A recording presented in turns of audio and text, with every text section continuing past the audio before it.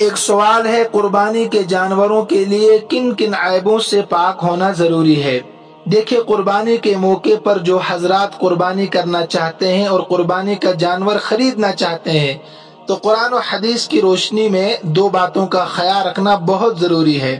Number ایک، جو جانور آپ خریدنا چاہتے ہیں اس جانور کا تمام عیبوں سے پاک صاف ہونا ضروری ہے۔ اگر کسی طرح کا بھی کوئی عیب قربانی کے جانور میں موجود ہے تو قربانی قبول نہیں ہوگی۔ نمبر دو، قربانی کرنے والے کی نیت خالص لوجہ اللہ ہونی چاہیے۔ اگر اس میں ریاکاری ہے یا دکھلاوا ہے تو قربانی قبول نہیں ہوگی، اس لیے کہ مشہور روایت ہے انما الاعمال بالنیات، تمام اعمال کا دار و مدار نیتوں پر ہوتا ہے، اور اللہ رب العزت نے صاف اعلان کیا لن ینال اللہ لحومها ولا دماؤها ولکن ینالہ التقوی منکم۔ اللہ رب العزت کو تمہاری قربانی کے جانور سے نہ خون پہنچتا ہے نہ گوشت پہنچتا ہے، بلکہ تمہاری طرف سے تقوی پہنچتا ہے۔ اب نیتوں کا فیصلہ ہم تو کر نہیں سکتے ہیں، اس کے بارے میں بھی اللہ پاک نے واضح کیا یعلم خائنۃ الاعین وما تخفی الصدور۔ اللہ رب العزت تمہاری آنکھوں کی خیانتوں سے بھی واقف ہے اور دل میں چھپے ہوئے رازوں سے بھی واقف ہے، تو لہذا نیت خالص لوجہ اللہ ہونی چاہیے۔ لیکن پہلی چیز جو ہے وہ ہم کر سکتے ہیں، ان جانور کو تمام عیبوں سے پاک صاف رکھ سکتے ہیں۔ جب وہ عیب ہمیں معلوم ہوں گے تو متعدد روایات میں ان عیبوں کا تذکرہ ہے۔ ایک مشہور روایت ہے، حضرت برا بن عازب رضی اللہ تعالیٰ عنہ راوی ہے، فرماتے ہیں کہ اللہ کے نبی صلی اللہ علیہ وسلم نے فرمایا اربع لا تجوز فی الاضاحی، چار قسم کے جانور ایسے ہیں جن کی قربانی درست نہیں ہوتی۔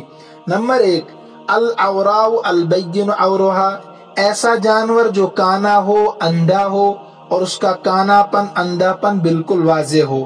بالکل واضح ہو، اس سے فقہاء نے تشریح کی ہے کہ اگر تہائی روشنی بینائی جانور کی ختم ہو چکی ہے تو قربانی درست ہے، لیکن اگر تہائی یعنی 1/3 سے زائد روشنی بینائی جانور کی آنکھوں کی ختم ہو چکی ہے تو پھر قربانی کرنا ایسے جانور کی درست نہیں ہوگی۔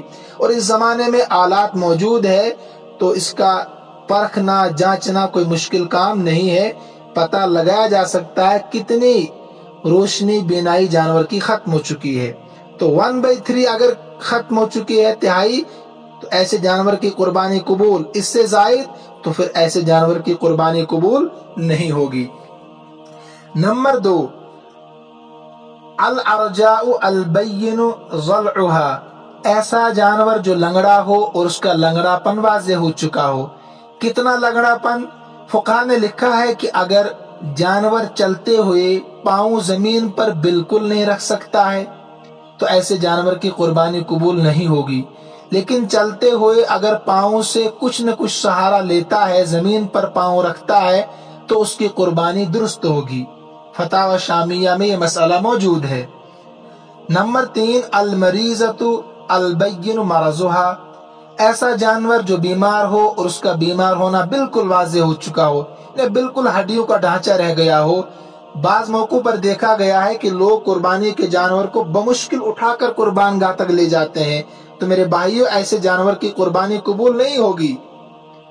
تندرست جانور ہونا چاہیے، خوش دلی سے قربانی ہونی چاہیے۔ نمبر چار فرمایا والعجفاء التي لا تنقی، کہ ایسا جانور کہ جس کے ہڈیوں کا گودا جو طاقت ہوتی ہے ہڈیوں کے اندر وہ ختم ہو چکی ہو تو ایسے جانور کی قربانی بھی قبول نہیں ہوگی۔ اس کے علاوہ متعدد روایات میں جو عیب ہے، مثلا اگر کسی جانور کا دانت ٹوٹا ہو تو فقہاء نے لکھا ہے کہ اگر اکثر دانت موجود ہے جن کے ذریعے سے گھاس کھانے میں، چارہ کھانے میں کوئی دشواری جانور کو نہیں آتی ہے تو قربانی درست ہے، لیکن اگر اکثر دانت ٹوٹے ہوئے ہیں، گھاس کھانے میں دقت آ رہی ہے تو پھر ایسے جانور کی قربانی درست نہیں ہوگی۔ ایک یا دو دانت ٹوٹے ہوئے ہیں تو اس سے کوئی فرق نہیں پڑے گا، قربانی درست ہے۔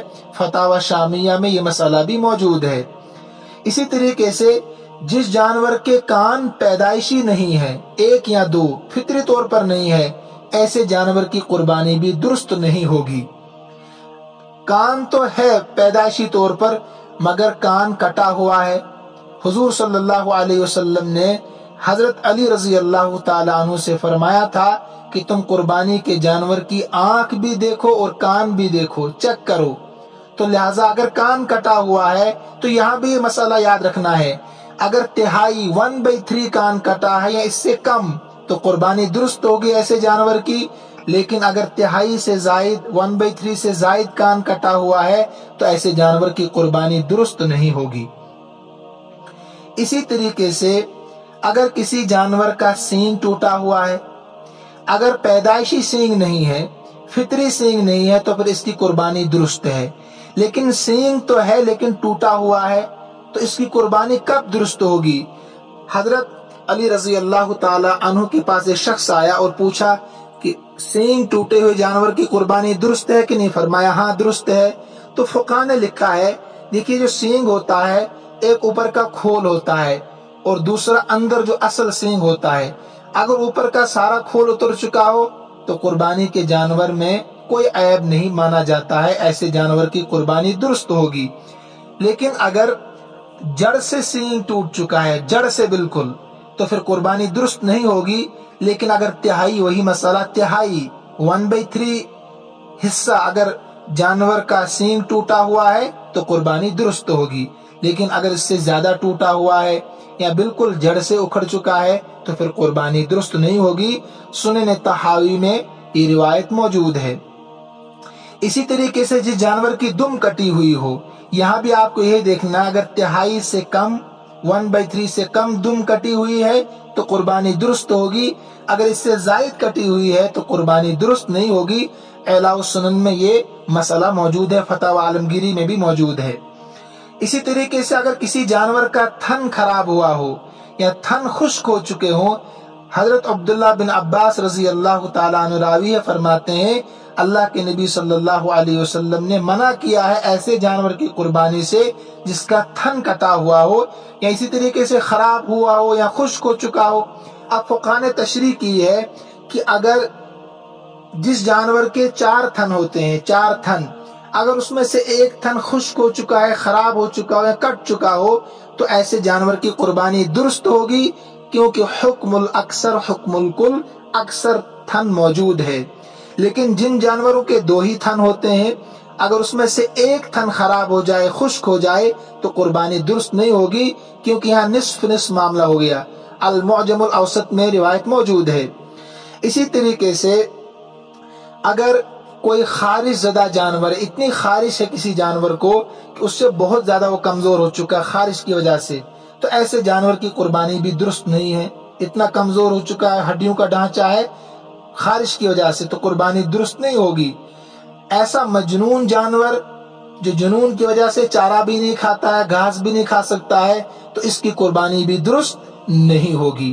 اسی طریقے سے جس جانور کی ناک کٹی ہو تو اس کی قربانی بھی درست نہیں ہوگی۔ ایسے مخنث جانور جو ہوتا ہے، انہیں مخنث جانور کہتے ہیں کہ جس کا نہ مذکر اور مؤنث کی جنس واضح نہ ہو، مذکر ہے یا مؤنث ہے، جس کو ہجڑا مشہور کہا جاتا ہے، تو مخنث جانور کی قربانی بھی درست نہیں ہوگی۔ خصی جانور جو ہے، دیکھیے سنن ابو داود میں روایت موجود ہے کہ اللہ کے نبی صلی اللہ علیہ وسلم نے خصی جانور کی قربانی کی ہے، اور فقہ نے اس کو افضل بھی لکھا ہے کہ اس کا گوشت لذیذ بھی ہوتا ہے اور عمدہ بھی ہوتا ہے، لہذا خصی جانور کی قربانی کرنا بالکل جائز ہے۔ سنن ابو داود میں یہ روایت موجود ہے۔ امید ہے کہ یہ مسائل جو چند میں نے عرض کیے آپ کو سمجھ میں آ گئے ہوں گے۔ اللہ رب العزت عمل کرنے کی توفیق عطا فرمائے۔ السلام علیکم ورحمۃ اللہ وبرکاتہ۔